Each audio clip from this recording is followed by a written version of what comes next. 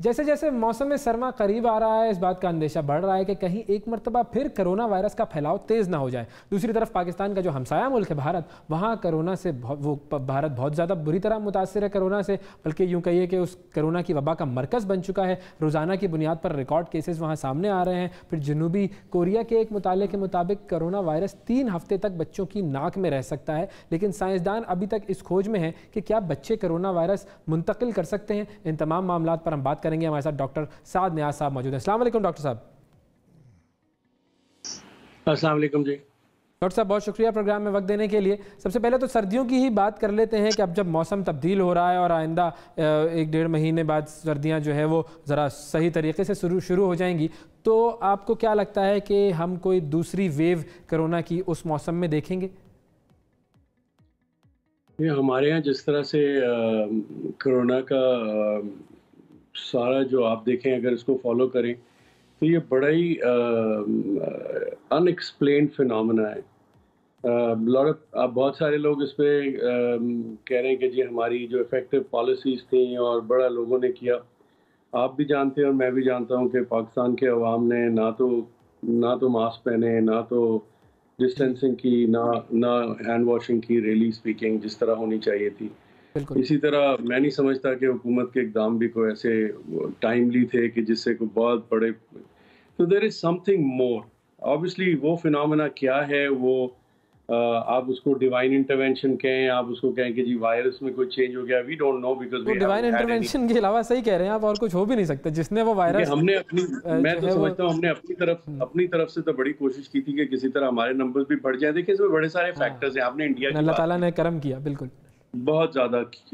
ये भी एक बड़ी वो भी बात है कि अल्लाह ताला ने हम पे, हमारी कौम पे, इन सारी हरकतों में जो हम देखते हैं अपनी कौम की, उसके बाद भी करम किया, ये उसका मालिक का करम है। लेकिन आप देखें इंडिया में जो अवामिल, जिन चीज़ों को कहा जा रहा था, टीबी, इम्यूनिटी, इन्फेक्शंस, ये सारी चीज़ें हमारी बांग्लादेश इंडिया में सेम है।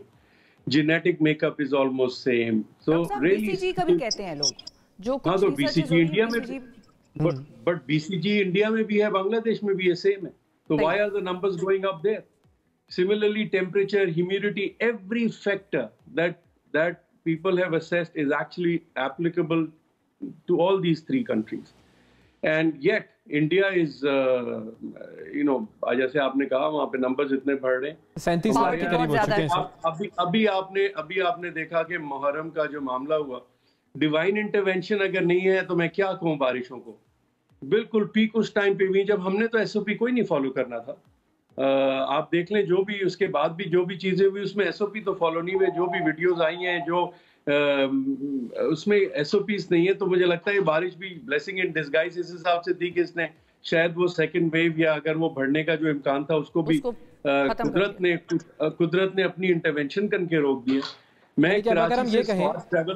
मैं कराची से स्वाद 10 दिन पहले ट्रेवल किया था।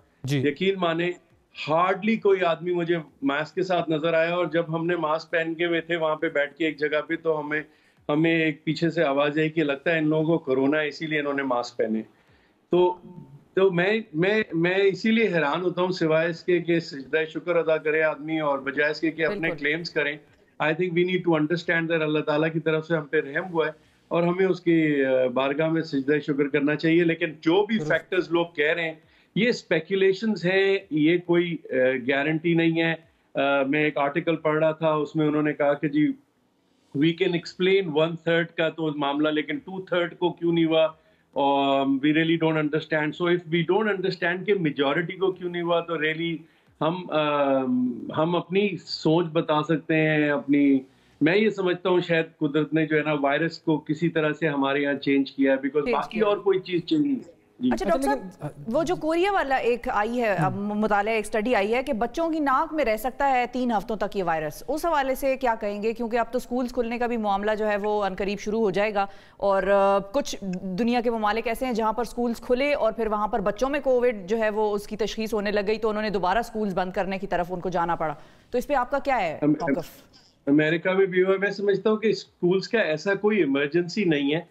तो आई थिंक ये तो जो हमारे जो लोग डिसाइड कर रहे हैं उनको चाहिए कि वो उसको देख लें। जैसे अभी कल जो है और आज के नंबर्स में there has been an increase, although not significant, लेकिन numbers थोड़े हैं, but there has been a doubling.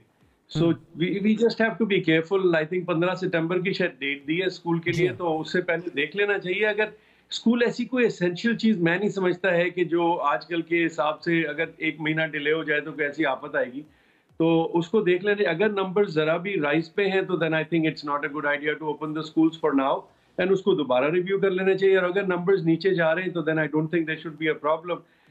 खास तौर पे बहुत सारे पाकिस्तान में जो देही इलाके हैं वहाँ पे इतना ज़्यादा इसका असर है भी नहीं, तो वो बच्चों को इतना इफेक्ट भी नहीं करेगा। प्रॉब्लम जो है ना वो ये है कि अगर हम पे भी हो सकती है वैसे स्कूल्स की, इंक्रीमेंटली भी खोला जा सकता है। जिन इलाकों में कम है वहाँ पर खोल सकते हैं, जिन इलाकों में कम है, जो स्मार्ट लॉकडाउन है उसी तरह स्मार्ट स्कूल ओपनिंग हो सकती है। सही। अच्छा, ये भी बताइएगा कि ये इस हवाले से अभी तक हमारे पास जो इतनी मेडिकल की रिसर्च हो रही है कोविड के हवाले से, ये बात क्या सामने आई है कि बच्चे जो हैं वो फैला सकते हैं ये वायरस या नहीं? इस हवाले से क्या तहकीक कहती है? फैला तो सकते हैं, उनको खुद इतना असर हो सकता है या नहीं, ये सवाल है ना। जो फैला तो कोई भी वायरस, जिसके पास वायरस होगा वो फैला सकता है ना, क्योंकि अगर वो खांसी करेगा या अगर वो तो वो घर में जाएगा तो ज़ाहिर है फैमिली को इफेक्ट कर सकता है। सवाल ये है कि वो वायरस तो हमारे यहाँ भी था ना, हमारे यहाँ किसी वजह से वो वायरस इफेक्ट नहीं कर रहा, वॉट एवर द रीजन। इसके बारे में कोई यकीन से तो नहीं कह सकता। तो मेरा अंदाजा ये है कि इंशाल्लाह बच्चों के साथ भी यही होगा कि अगर वो फैला भी तो उसके असर जो है ना वो इतना ज़्यादा नहीं होगा जैसे अभी हमने देखा कि नहीं हुआ।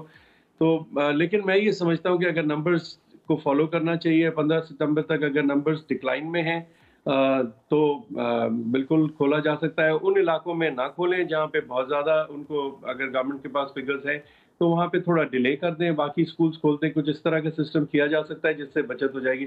एक इम्पॉर्टेंट चीज़ जो बारिश के हिसाब से वो मैं समझता हूँ कि बहुत ज़रूरी है, वो ये कि typhoid, malaria, typhoid, hepatitis and gastroenteritis, ये पानी, खासतौर पर मैं कराची से बात कर सकता हूँ कि कराची में सैनिटेशन और पानी पीने का मिक्स हो चुका है। तो उसी तरह जो रेस्टोरेंट्स वगैरह हैं उनके अंदर बहुत सारों में बिजली 5-5, 6-6 दिन नहीं रही है।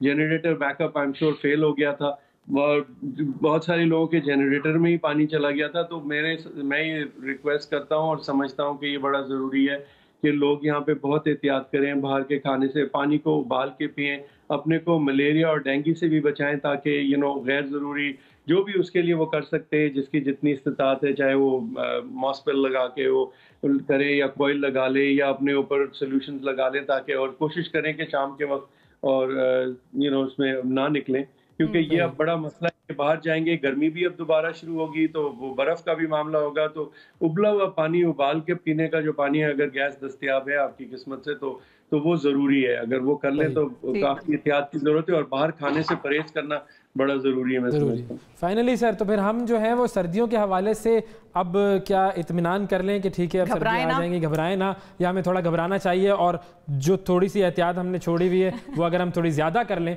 तो फिर हम सर्दियों के हवाले से घबराने वाली बात पे मुस्कुरा क्यों रहे डॉक्टर साहब? हम सीरियस सवाल कर रहे हैं आपसे।